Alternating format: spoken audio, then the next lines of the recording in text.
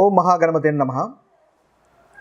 అయితే మనలో చాలామంది మనకి అదృష్టం కలిసి రావట్లేదు, ఎంత చేసినా కూడా మనకు లక్కు అనేది కలిసి రావట్లేదు అని చెప్పి చాలామంది అంటూ ఉంటారు. అదేవిధంగా కొంతమందికి అదృష్టం అనేది వారి యొక్క పిల్లల వలనో లేదా ఇతరుల వలనో కలిసి వస్తుంటుంది. ఇంకా కొంతమందికి అదృష్టం అనేది అసలే రావట్లేదు, ఎంత చేసినా కూడా ఈ అదృష్టం కలిసి రావట్లేదు అని చాలామంది వాపోతుంటారు. అయితే ఈ అదృష్టం అనేది ఎలా వస్తుంది అంటే మన జాతక రీత్యా అదృష్టము ఎలా ఉంది, ఎంతవరకు భాగ్యము అనేది ఒక వ్యక్తి జాతకంలో ఉంది అనేది తెలుసుకోవచ్చా అనే దాని గురించి చూద్దాము. ముఖ్యంగా మనము ఏ రాశుల వారికి ఎక్కువగా అదృష్టం కలిసి వస్తుంది, అదేవిధంగా ఏ లగ్నాల వారికి అదృష్టం అనేది ఇతరుల వల్ల వస్తుంది, తనకు తానుగా వస్తుంది, లేదా అదృష్టం అనేది చాలా కష్టంగా ఉంటుంది అనే విషయాలు మనం చూద్దాము.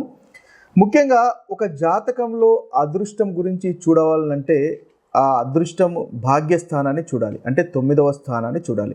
ఆ 9వ స్థాన అధిపతి స్థితిగతులు చూడాలి. అదేవిధంగా సహజంగా భాగ్యాధిపతి లేదా సహజంగా లక్కుకు అదృష్టానికి కారకుడు అనేది గురుగ్రహం వస్తుంది. కాబట్టి గురువు యొక్క స్థితిగతులు కూడా మనము ఆ జాతకంలో ఒక వ్యక్తిగత జాతకంలో ఏ విధంగా ఉన్నాయో చూడాలి. అంతేకాకుండా ఒక వ్యక్తి జాతకంలో అంటే రాశి చక్రంలో కాకుండా నవాంశ చక్రంలో కూడా భాగ్యాధిపతి యొక్క స్థానాలు, భాగ్యాధిపతి 9వ స్థానము, అదేవిధంగా 9వ అధిపతి ఏ విధంగా ఉన్నాడు అనే విషయాలను బట్టి కూడా మనకు ఆ వ్యక్తికి ఎంతవరకు అదృష్టం కలిసి వస్తుంది, ఎలా అదృష్టం కలిసి వస్తుందని చూడవచ్చు. అంతేకాకుండా ఈ D9 చార్ట్ అని అంటుంటారు, అంటే నవాంశ స్థానంలో ఉన్నటువంటి భాగ్యాధిపతి రాశి చక్రంలో ఇక్కడ ఉన్నాడు, అదేవిధంగా రాశి చక్రంలో ఉన్నటువంటి భాగ్యాధిపతి నవాంశ చక్రంలో ఇక్కడ ఉన్నాడు. తదితర అంశాలను కూడా మనం పరిగణలోకి తీసుకొని ఒక వ్యక్తి ఎంతవరకు అదృష్టం కలిసి వస్తుంది, అసలు ఏం చేస్తే అదృష్టం కలిసి వస్తుంది అనేది మనము చెప్పవచ్చు. అయితే మనము ఓవరాల్గా కనుక ఒకసారి చూసినట్టయితే ముఖ్యంగా మనకు ఒక జాతక చక్రంలో అదృష్టం అనేది కలిసి రావడానికి ఏదైతే లగ్నాధిపతి ఉంటాడో ఆ లగ్నాధిపతికి, అదేవిధంగా భాగ్యాధిపతికి అంటే 9వ అధిపతికి, అదేవిధంగా గురువుకి సహజ భాగ్యాధిపతికి సంబంధాన్ని బట్టి మనకు ఈ అదృష్టము లక్కు గురించి మనం తెలుసుకోవచ్చు. ముఖ్యంగా చూసినట్టయితే ఏదైతే మనకు సహజ రాశి చక్రంలో 9వ అధిపతి గురువు ఉన్నాడో, భాగ్యాధిపతి కారకుడు గురువు ఉన్నాడో, ఈ గురువు యొక్క స్థితిగతులను బట్టి మనము జన్మ జాతకంలో ఉన్నటువంటి భాగ్యాన్ని చూడవచ్చు. అంటే ముఖ్యంగా చూసినట్టయితే ఈ గురువుకి మనకి ఈ గురుగ్రహానికి ముఖ్యంగా రవి, చంద్రుడు, కుజుడు స్నేహితులు అంటే మిత్రుడు అనమాట. అదేవిధంగా శుక్రుడు, అదేవిధంగా శని, ఈ 2 గ్రహాలు గురుగ్రహంతో న్యూట్రల్గా ఉంటాయి. ఇంకొకటి గురుగ్రహానికి బుధ గ్రహము శత్రుత్వం వహిస్తుంది. ఇవి ఈ సహజంగా ఏదైతే భాగ్యాధిపతి ఉంటాడో, లక్కుకు కారకుడు ఉంటాడో, అదృష్టానికి కారకుడు అయినటువంటి గురుగ్రహం యొక్క ఇతర గ్రహాలతో ఉన్నటువంటి సంబంధము. ఈ సంబంధాన్ని మనము ఆధారంగా చూసుకొని జనరల్గా ఏ రాశుల వారికి ఎలా అదృష్టం కలిసి వస్తుంది, ఏ లగ్నాల వారికి ఎలా అదృష్టం కలిసి వస్తుందో ఒకసారి మనం చూసినట్టయితే, ఇక తులారాశి వారికి కానీ తులా లగ్నం వారికి కానీ మనం భాగ్యం గురించి ఒకసారి అదృష్టం గురించి కనుక చూసినట్టయితే తులారాశి వారికి 9వ అధిపతి బుధుడు అవుతాడు. అయితే ఈ బుధ గ్రహానికి గురుగ్రహానికి మనం గురువు ఏదైతే సహజంగా ఆ భాగ్యకారకుడు అని అనుకుంటున్నామో ఆ బుధ గ్రహానికి గురుగ్రహానికి మధ్య కాస్త శత్రుత్వం ఉంటుంది. కాబట్టి వీరికి తులారాశి వారికి బాగా కష్టపడిన తర్వాతనే అదృష్టం అనేది వస్తుంది. తమకు తాముగా అదృష్టం కంటే ఇతరుల వల్ల అదృష్టము కలిగేటటువంటి అవకాశాలు కనిపిస్తాయి. అంటే వారు ఏదైనా వ్యాపారంలో ఉన్నప్పుడు పార్ట్నర్స్ వల్ల కానీ, లేదా సంతానం వల్ల కానీ, లేదా భార్య భర్తల వల్ల కానీ వీరికి అదృష్టం అనేది తులారాశి వారికి లేదా తులా లగ్నం వారికి కలిగేటటువంటి అవకాశం ఉంటుంది. వీరికంటే ఇతరులపైన ఆధారపడడం వల్ల వీరికి అత్యధికంగా అదృష్టం అనేది కలుగుతుంది. ముఖ్యంగా మేష లగ్నానికి కర్కాటక లగ్నానికి అంటే మేష రాశి వారికి కర్కాటక రాశి వారికి సహజంగా 9వ అధిపతి భాగ్యాధిపతి గురువు.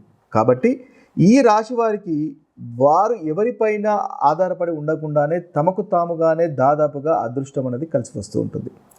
ఇక సింహరాశి వారికి, వృశ్చిక రాశి వారికి, ధనుస్సు రాశి వారికి, మీనరాశి వారికి, సింహరాశి వారికి చూసినట్టయితే మనకి భాగ్యాధిపతి కుజుడు అవుతాడు. అదేవిధంగా వృశ్చిక రాశి వారికి మనకు చూసినట్టయితే భాగ్యాధిపతి వచ్చేసి చంద్రుడు, ధనుసు రాశి వారికి రవి, అదేవిధంగా మీన రాశి వారికి కుజుడు. వీరు ఏదైతే మనం ముందుగా చెప్పుకున్నట్టుగా ఈ సహజ భాగ్యాధిపతి అయినటువంటి గురువుకు మిత్రులు కాబట్టి ఈ సింహరాశి వారికి, వృశ్చిక రాశి వారికి, ధనుస్సు రాశి వారికి, మీన రాశి వారికి కూడా లేదా ఈ లగ్నాల వారికి కూడా భాగ్యము అంటే అదృష్టం అనేది బాగా కలిసి వస్తుంది. అంతగా కష్టపడకుండానే సులువుగానే ఈ లగ్నాల వారికి కానీ ఈ రాశుల వారికి కానీ అదృష్టం అనేది దాదాపుగా కలిసి వస్తుంది.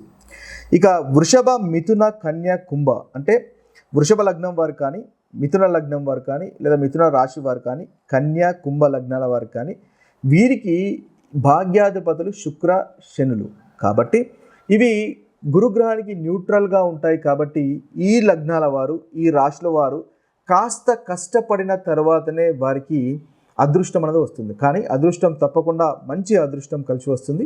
కాకపోతే ఈ 4 రాశుల వారు కాస్త కష్టము అనేది, ఫోకస్ అనేది, ఎఫర్ట్స్ అనేది పెట్టాల్సి వస్తుంది. కాబట్టి కష్టపడిన తర్వాత అదృష్టం అనేది ఈ 4 రాశుల వారికి కలిసి వస్తుంది.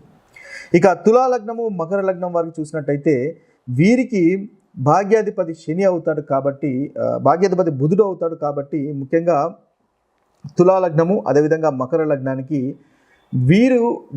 వీరికంటూ అదృష్టం కంటే దాదాపుగా ఇతరులపైన ఆధారపడడం వల్ల వీరికి అదృష్టం అనేది కలిసి వస్తుంది. అంటే పార్ట్నర్స్ వల్ల కానీ లేదా కుటుంబంలో ఉన్నటువంటి కుటుంబ సభ్యుల వల్ల వీరికి అధికంగా అదృష్టం అనేది కలిసి వస్తుంది. భార్య వలన, సంతానం వలన ఈ రాశుల వారికి లేదా ఈ లగ్నాల వారికి అదృష్టం అనేది మనం ముఖ్యంగా కలిసి వస్తుంది.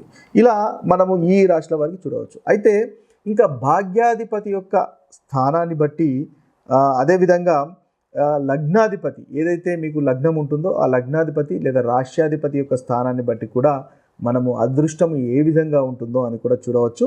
ముఖ్యంగా ఈ అదృష్టము ఏదైతే ఈ భాగ్యాధిపతికి మీకు ఉన్నటువంటి లగ్నాధిపతికి ఒకరికొకరు కోణ స్థానంలో కనుక ఉన్నట్టయితే 159లో ఉన్నట్టయితే వీరికి అదృష్టం అనేది కొంత సమయం వరకే ఉండే అవకాశాలు ఉంటాయి. అంటే అరే ఇప్పుడు ఈ సమయంలో చాలా అదృష్టవంతుడు, తర్వాత అంతగా అదృష్టము కలిసి రాలేదు, ఒక సమయం వరకు అయితే చాలా అదృష్టము బాగా కలిసి వచ్చింది అని మనం వింటూ ఉంటాం.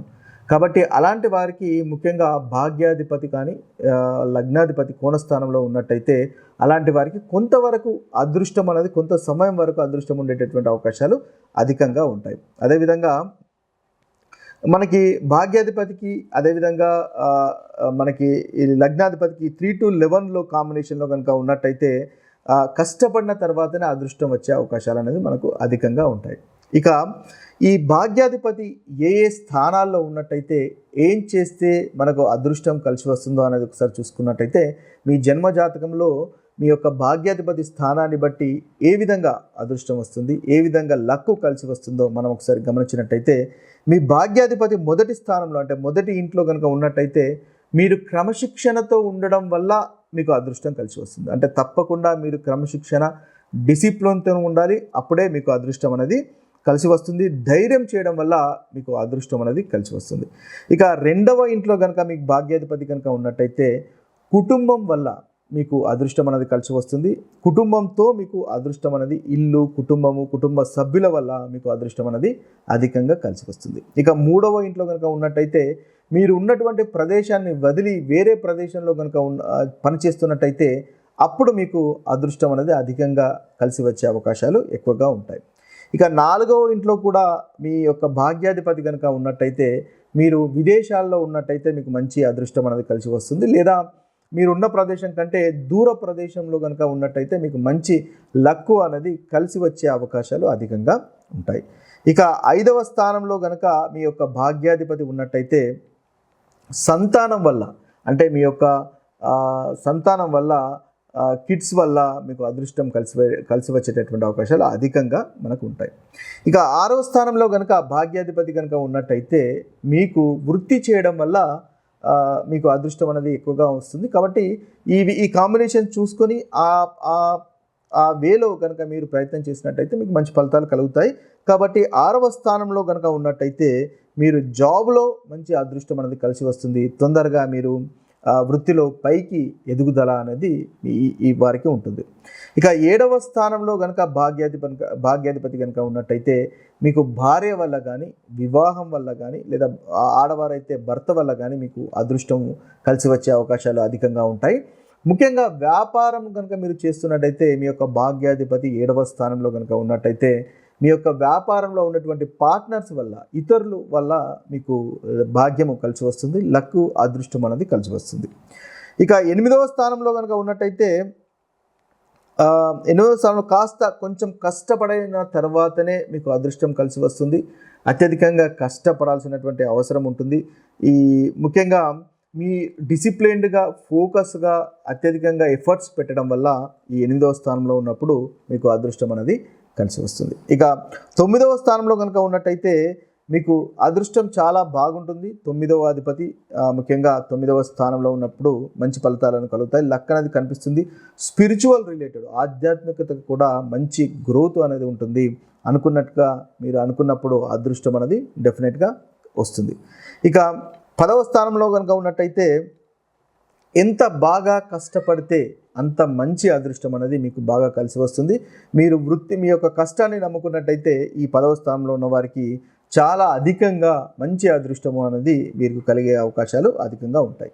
ఇక 11వ స్థానంలో కనుక ఉన్నట్టయితే స్నేహితుల వల్ల కానీ, నెట్వర్కింగ్ వల్ల కానీ, సోషల్ నెట్వర్కింగ్ వల్ల కానీ, మీకున్నటువంటి పరిచయాల వల్ల కానీ, సోషల్ మీడియాల వల్ల కానీ మీకు అదృష్టం అనేది అధికంగా కలిసి వస్తుంది. ఇక 12వ స్థానంలో కనుక ఉన్నట్టయితే వేరే ప్రదేశంలో కనుక మీరు ఉంటే మీకు మంచి అదృష్టం కలిసి వస్తుంది. లక్కు అనేది బాగా కలిసి వస్తుంది. విదేశాల్లో సెటిల్ కనుక అయినట్టయితే మీకు లక్కు బాగా కలిసి వస్తుంది.